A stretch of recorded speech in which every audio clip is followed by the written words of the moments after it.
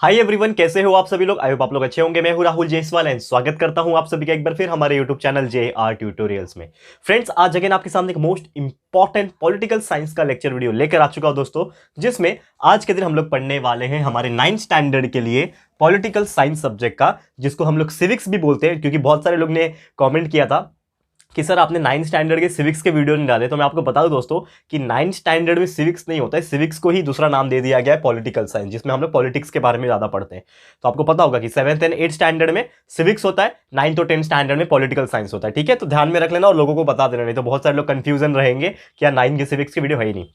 तो 9th का civics मतलब पॉलिटिकल साइंस ही होता है। ठीक है, तो आज हम लोग एक नया चैप्टर, फ्रेश एंड बेहतरीन चैप्टर की शुरुआत करने जा रहे हैं दोस्तों, जिसका नाम है chapter number 5, India and other countries. तो आज हम इस पर्टिकुलर चैप्टर का लेक्चर नंबर 1 आपके लिए लेकर आ गए हैं, जो कि अगेन एक बहुत ही ज्यादा इंपॉर्टेंट लेक्चर वीडियो होने वाला है। तो दोस्तों, इसके जस्ट पहले हमने एक चैप्टर था, बेहतरीन चैप्टर, जिसका नाम है यूनाइटेड नेशन, उसको कंप्लीट किया था कि यूनाइटेड नेशन क्या होता है, किस प्रकार से वर्किंग करता है ये सभी चीज हमने एक्सप्लेन किया हुआ है। तो प्लीज जाके देख लेना। और साथ ही में आपके जो बाकी के सब्जेक्ट्स है वो हमारे पहले ही कंप्लीट हो चुके हैं। Science, maths, English grammar, history, political science, ठीक है ना, ज्योग्राफी जैसे सब्जेक्ट्स कंप्लीट हो चुके हैं। तो प्लीज जाइए, चेकआउट कर सकते हो। डायरेक्ट सर्च करोगे तो भी मिल जाएगा, नहीं तो प्लेलिस्ट में भी आपको मिल जाएगा। ठीक है, तो जरूर से अच्छे से पढ़ाई करते रहना। ठीक है, और अगर आप हमें सोशल मीडिया पे कनेक्ट करना चाहते हो तो इंस्टाग्राम पे मुझे फॉलो कर सकते हैं। उसका जो लिंक है वो डिस्क्रिप्शन बॉक्स में मिल जाएगा। ठीक है, फॉलो कर लेना वहां पे। चलिए शुरुआत करते हैं, क्या पढ़ना है हमें इस चैप्टर के अंदर। तो सबसे पहले आप देखोगे चैप्टर का नाम क्या है, इंडिया एंड अदर कंट्रीज।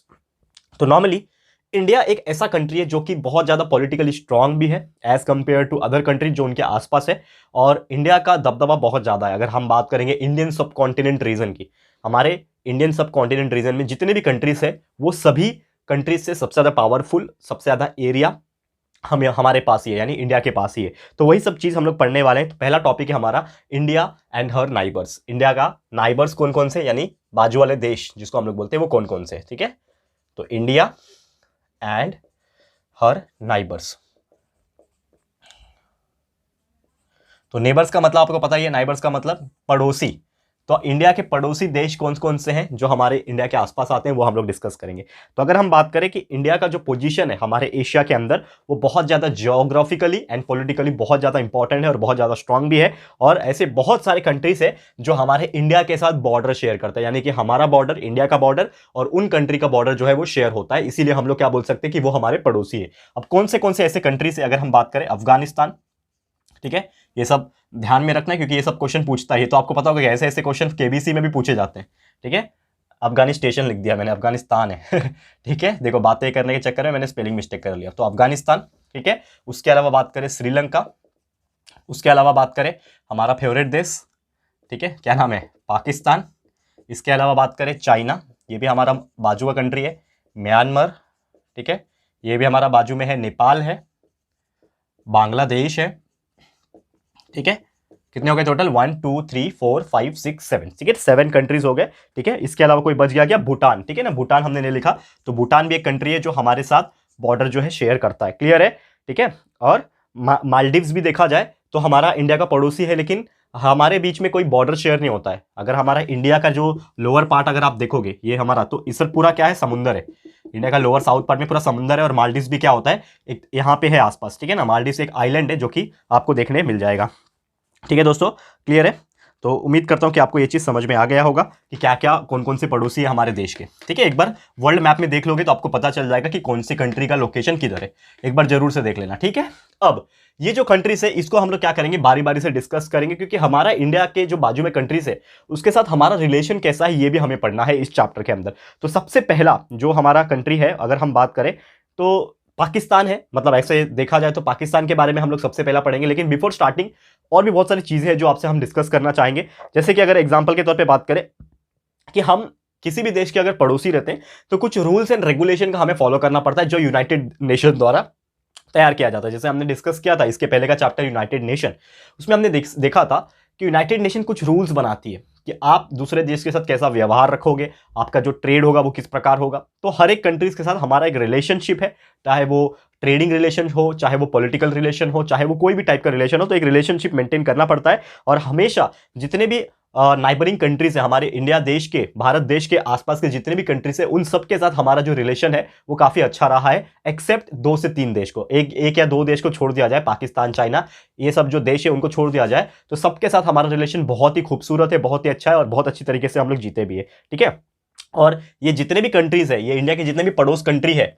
उसमें अगर इंडिया को भी कंसीडर करोगे तो इंडिया ये सभी देश से सबसे ज्यादा ताकतवर है। आप कोई भी कंट्री ले लो इसमें से, इंडिया ये सभी से ज्यादा ताकतवर है, ज्यादा टेक्नोलॉजी है हमारे पास, ज्यादा पैसा है हमारे पास, ज्यादा बड़ा देश है, यानी कि कहीं ना कहीं हमारा दबदबा साउथ एशियन जो कंट्रीज है, ये साउथ एशिया इलाका है ना, साउथ एशिया, एशिया का जो साउथ का पार्ट है उसमें हमारा इंडिया का डोमिनेंस बहुत अच्छा है। क्लियर है? तो उम्मीद करता हूं कि ये चीज आपको समझ में आ गया होगा। अब एक और टॉपिक मैं आपको आज कराना चाहूंगा, जैसे मैंने बोला कि इंडिया का पाकिस्तान के साथ कैसा रिलेशन है। पहला कंट्री हम पाकिस्तान लेंगे और उसके बारे में पढ़ेंगे। तो इंडिया एंड पाकिस्तान, ठीक है, इंडिया एंड पाकिस्तान। तो देखो हमारा पाकिस्तान का हिस्ट्री बहुत ही खूबसूरत भी रहा है, क्योंकि आप जानते हो कि एक वक्त था कि पाकिस्तान हमारा ही कंट्री हुआ करता था और हमारे इंडिया में ही शामिल था, जिसको हम लोग हिंदुस्तान बोलते थे। तो 1947 में इंडिया का पार्टीशन हो गया 2 टुकड़ों में। ठीक है, आप सभी जानते हैं कि 1947 में इंडिया को बांट दिया गया था 2 टुकड़ों में, एक था इंडिया, दूसरा बन गया था पाकिस्तान। तो इंडिया एंड पाकिस्तान जो है वो अलग अलग हो गए थे, 2 इंडिपेंडेंट कंट्रीज बन गए थे और इंडिया और पाकिस्तान को क्रिएट किया था।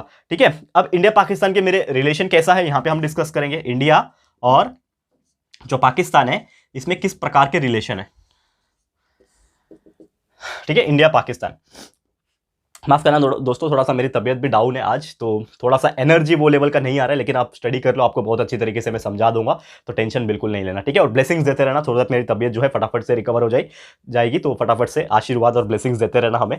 ठीक है, चले शुरुआत करेंगे यहाँ पे। जैसा मैंने बोल रहा था कि इंडिया और पाकिस्तान अगर हम कंसीडर करें, ये दोनों ही कंट्री बहुत ज्यादा एक दूसरे से अलग है। इनकी जो विचारधारा है, जो सोचने का तरीका है, जो वर्ल्ड में अपने आप को एस्टैब्लिश करने का जो तरीका है वो काफी अलग है।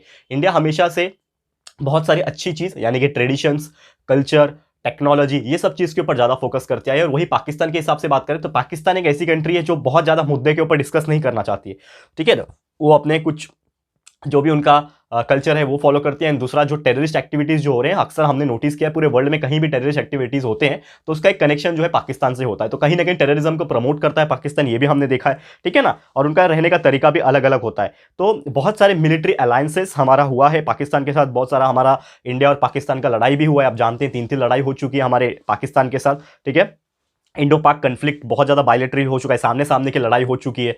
ठीक है ना, पाकिस्तान को हमेशा घुटने टिकाया है हमने। ठीक है ना, पाकिस्तान को हमेशा हराया हुआ है। ठीक है, तो शिमला एग्रीमेंट हुआ था इसी रिलेटेड, 1972 में शिमला एग्रीमेंट हुआ था। फिर पाकिस्तान ने बहुत ज़्यादा ट्राई किया था कि एक रिलेशनशिप जो है इस्लामिक वर्ल्ड का एक क्रिएट कर पाए, लेकिन वैसा हो नहीं पाया। ठीक है ना, बाकी वर्ल्ड ने एक्सेप्ट नहीं किया। लेकिन चाइना जो कंट्री है वो चाइना हमेशा पाकिस्तान को सपोर्ट करता है। इंडिया और पाकिस्तान में हमेशा चाइना जो है वो क्या करता है, पाकिस्तान को क्या करता है, सपोर्ट करता है। और ऑब्वियसली क्यों करेगा पाकिस्तान को सपोर्ट, क्योंकि चाइना सोचता है कि हमारा इंडिया जो है कॉम्पिटिटर है, भले इंडिया उसके मुकाबले कम है, चाइना के कंपैरिजन में हम नहीं है अभी। चाइना बहुत ही टेक्नोलॉजी वाइज और पैसे के हिसाब से, इकोनॉमी वाइज काफी अच्छा है और बड़ा भी कंट्री है। ठीक है ना, काफी ज्यादा आगे हमसे, लेकिन फिर भी वो हमको अपना कंपटीटर मानता है।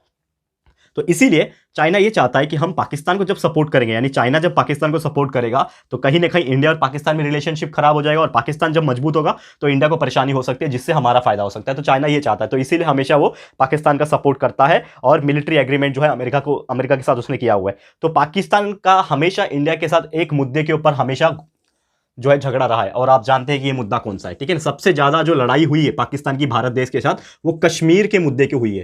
ठीक है ना, जैसे कि पाकिस्तान वाले क्या बोलते हैं कि कश्मीर हमारा पार्ट है क्योंकि बहुत खूबसूरत है, वो चाहते हैं कि हमारे हिस्से में आ जाए। ठीक है, लेकिन हम सब जानते हैं कश्मीर एक इंडिया का पार्ट है, और पार्टीशन के वक्त ही पहले ही बता दिया गया था कि ये पार्ट हमारा है, ये पार्ट आपका है। लेकिन फिर भी उनका डिमांड नहीं रुका और कश्मीर के मुद्दे के ऊपर बहुत ज्यादा लड़ाई हुआ था। फिर अगर बात की कि कश्मीर के मुद्दे के ऊपर अगर हम लड़ाई की बात करें तो आपको पता होगा 1965 में एक लड़ाई हुई थी सामने सामने की, इंडिया और पाकिस्तान के बीच में। तो 1965 में इंडो पाक वार हुआ था कश्मीर के ऊपर। ठीक है ना, कश्मीर के मुद्दे के ऊपर हुआ था, और उसके बाद ठीक है ना तशकेंत एग्रीमेंट एक साइन हुआ था। ठीक है ना, एक एग्रीमेंट साइन किया गया था जिसमें पाकिस्तान हार गया था ना, तो तशकेंत, ठीक है, तशकेंत एग्रीमेंट ये जो है साइन किया गया था। ठीक है, पाकिस्तान ने अपनी हार कबूल ली थी, तो इस प्रकार की चीजें हुआ था। फिर ये सब चीज रुका नहीं, लेकिन फिर भी ये सब चीज होने के बाद 1971 में एक और लड़ाई लड़ी गई थी। 1971 में भी एक और लड़ाई लड़ी गई थी, और आप जानते हैं कि वो एक ऐसी लड़ाई थी जिसमें पाकिस्तान के भी 2 टुकड़े हो गए थे। आपको पता है, एक ईस्ट पाकिस्तान था, एक वेस्ट पाकिस्तान था। अगर आपको नहीं पता तो मैं आपको बता दूं, आप जानते हैं ना आज के डेट में जो बांग्लादेश है, वो बांग्लादेश का जो नाम था इंडिया का जब पार्टीशन हुआ था तो जितना भी पाकिस्तान हो गया, चाहे हमारा पूरा इंडिया का पार्ट हो गया और चाहे पूरा जो बांग्लादेश का पार्ट था वो हमारे इंडिया का ही पार्ट था, यानी वो हिंदुस्तान था। लेकिन जब पाकिस्तान और इंडिया को अलग किया गया तो इंडिया को जो बीच का नक्शा है, आपने जो नक्शा देखा है, हमारा मैप देखा है, वो हमारे इंडिया का पार्ट कर दिया, और जो पाकिस्तान बाजू में है वेस्ट में उसको दे दिया, और ईस्ट में जो बांग्लादेश था उसको पाकिस्तान को दे दिया, यानी दो चीज पाकिस्तान के हो गए। लेकिन due to some conflict west Pakistan जो है ईस्ट पाकिस्तान के ऊपर पूरा कब्जा जमाना चाहता था, क्योंकि दोनों एक दूसरे से अलग अलग डायरेक्शन में थे, एक वेस्ट में था दूसरा ईस्ट में था। तो लोग ने सोचा यार दो अलग अलग लैंड है, इसमें हमारा एक ही कंट्री कैसे हो सकता है। इस प्रकार से बहुत सारे मुद्दे हुए। ईस्ट पाकिस्तान के जो लोग थे वो ज्यादातर बंगाल से जुड़े हुए थे, बंगाली बोलते थे, इस प्रकार की चीज थे। तो इसीलिए इंडिया ने उसके अंदर बीच में एक तरीके से एंट्रेंस ली और ये मुद्दे को सॉल्व करवाया, पाकिस्तान को एकदम धूल चटा दिया। आप जानते होंगे बहुत सारी लड़ाइयाँ लड़ी, ठीक है ना। भुज में भी एक लड़ाई हुई थी, इसके ऊपर एक मूवी बनी हुई है अगर आप जानते होंगे तो 1971 में जो है बांग्लादेश को क्रिएट कर दिया गया, ठीक है। बांग्लादेश जो कंट्री था उसको क्रिएट कर दिया, ईस्ट पाकिस्तान को कन्वर्ट कर दिया गया, ठीक है। फिर ये सब चीज़ हमेशा होता गया, फिर आगे भी ऐसे बहुत सारी लड़ाइयाँ लड़ी। फिर आपने देखा होगा एक कारगिल में भी हमारा युद्ध हुआ है 1999 में, ठीक है। इसके ऊपर भी एक मूवी बनी है शेरशाह, आपने देखा होगा। तो 1999 में एक युद्ध हुआ था कारगिल रीजन में, ये भी कश्मीर के रीजन के ऊपर हुआ था, क्योंकि पाकिस्तान के कुछ ऐसे लोग थे जो कारगिल के रीजन में, जो कश्मीर का एक रीजन है, वहां पे एंटर हो गए थे, जबरदस्ती अपना कब्जा जमा के रखा था। तो उसको खदेड़ के निकाला हमारे इंडियन आर्मी ने। बहुत सारे लोगों की सैक्रिफाइसेस हुए, बहुत सारे लोगों ने अपनी जान गंवाई, और उसमें से एक व्यक्ति थे शेरशाह, ठीक है। तो उसके ऊपर मूवीज बनी हुई है। तो ये सब आप देखते होंगे, आपको पता होगा कि देखो कभी भी आप कोई मूवी देखो या फिर कोई भी चीज देख रहे हो या फिर कहीं पे भी पढ़ रहे हो तो उसको ना कहीं पे कनेक्ट करके देखो, सिर्फ एंटरटेनमेंट के लिए मत देखो। जैसे मैं हमेशा कुछ चीज जब देखता हूं तो उसको कनेक्ट करके देखता हूं और उसको हिस्टोरिकल पॉइंट ऑफ व्यू से भी देखता हूं। तो आपको ये सब चीज पता होना चाहिए कि क्या क्या चीजें हुई थी। तो कारगिल में भी इस प्रकार बहुत ज्यादा लड़ाई लड़ी, ठीक है। और आज भी कहीं ना कहीं आप किसी भी पाकिस्तानी से वो पूछो जो पॉलिटिकल होता है तो उसको पूछोगे तो वो यही बोलेगा कि पाकिस्तान में कश्मीर ला दो, कश्मीर हमारा है। इस प्रकार के जो डायलॉग है वो यहाँ पे होते थे। लेकिन आप सभी जानते हैं कि क्या सच्चाई है, क्या चीजें हैं, वो अभी भी इस प्रकार होता है। और इंडिया और पाकिस्तान हमेशा इस मुद्दे के ऊपर हमेशा लड़ते आए हैं। लेकिन अभी एक नया मुद्दा भी आ गया है जिसको हम लोग बोलते हैं टेररिज्म। ये आप सभी जानते हैं कि जो पाकिस्तान जो कंट्री है वो टेररिज्म यानी आतंकवाद जिसको हम लोग बोलते हैं, ठीक है ना। आतंकवाद क्या होता है? एक ऐसा चीज होता है जो किसी भी व्यक्ति को ब्रेन वॉश करके आतंकवादी बना देता है, जो अपने आप को कभी ब्लास्ट कर सकता है या फिर अपने चीजों से एक दूसरे का नुकसान पहुंचा सकता है। तो ये सब चीज टेररिज्म होता है। तो बहुत सारे टेररिज्म एक्टिविटीज हुई है, ना सिर्फ इंडिया में, पूरे वर्ल्ड के अंदर। आप जानते हो, ठीक है ना, वर्ल्ड ट्रेड सेंटर आप जानते हो, 9/11, 26/11 जैसे चीजें, ठीक है ना। ऐसे बहुत सारे टेररिस्ट एक्टिविटीज हमारे देश में, बाकी के देश में और पूरे वर्ल्ड में हुए। तो आजकल पाकिस्तान बहुत ज्यादा टेररिज्म को सपोर्ट करता है और कहीं ना कहीं उसमें आतंकवादी रहते भी, ऐसा भी हमको सुनने में आता है। तो ये सब चीज ना हो, ये सब चीज ना हो, इसीलिए हमारा इंडिया इसका विरोध भी करता है और बाकी देश को भी अपने साथ लेता है कि आप भी इस देश का विरोध करो। एटलीस्ट टेररिज्म को हम रोक सकते हैं अगर हम विरोध करेंगे तो। इस प्रकार से तो इंडिया और पाकिस्तान हमेशा जो है कहीं ना कहीं एक दूसरे से कॉम्पिटिट करता है, लेकिन आप जानते हो कि हमेशा इंडिया उससे आगे था। तो टेररिस्ट के मुद्दे के ऊपर भी, और साथ में एक न्यूक्लियर टेस्ट, आप जानते हो कि हमारे भारत देश ने एक न्यूक्लियर टेस्ट किया था न्यूक्लियर वेपन्स का 1998 में।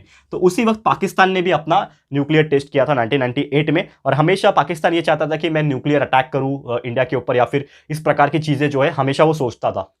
न्यूक्लियर राइवलरी हमेशा इंडिया और पाकिस्तान के बीच में चलती थी। लेकिन ये सब चीज़ ना हो, ये सब चीज़ के लिए बहुत ज़्यादा फोकस किया जाता था। और इंडिया और पाकिस्तान का जो रिलेशन है नॉर्मली बॉर्डर इश्यूज़ की वजह से काफ़ी ज़्यादा हुआ है। जो बॉर्डर इशू है जिसको सर क्रीक एरिया बोलते हैं, ठीक है ना, सर क्रीक एरिया जो बोलते हैं, इस मुद्दे के ऊपर यानी बॉर्डर इश्यूज़ के ऊपर बहुत ज़्यादा झगड़े हुए हैं। लेकिन बहुत जो कंट्रीज है यहाँ पे बहुत ज़्यादा एफर्ट्स भी उन्होंने लगा दिया कि हम एक दूसरे से बात करके इस मुद्दे को हल किया जाए। जो अलग अलग मुद्दे हैं इसको हम लोग सॉल्व कर पाए, ये सभी चीज़ के ऊपर उन्होंने बहुत बार बात किया है, लेकिन कोई रिजल्ट प्रॉपर तरीके से आया नहीं। और आज भी कहीं ना कहीं ये दोनों कंट्रीज आपस में एक दूसरे के सामने सामने नहीं आना चाहते हैं। दोनों के बीच में क्रिकेट मैच तक नहीं होता है। वैसे बहुत सारे कई सारे मुद्दे हैं जो ये सब चीज़ नहीं होना चाहिए लेकिन हो रहे हैं। तो ये था पाकिस्तान के बारे में, जो पाकिस्तान का हमारे साथ, इंडिया के साथ जो रिलेशन है वो हमने डिस्कस कर लिया। क्लियर है? उम्मीद करता हूं कि ये चीज़ आपको समझ में आ गया होगा।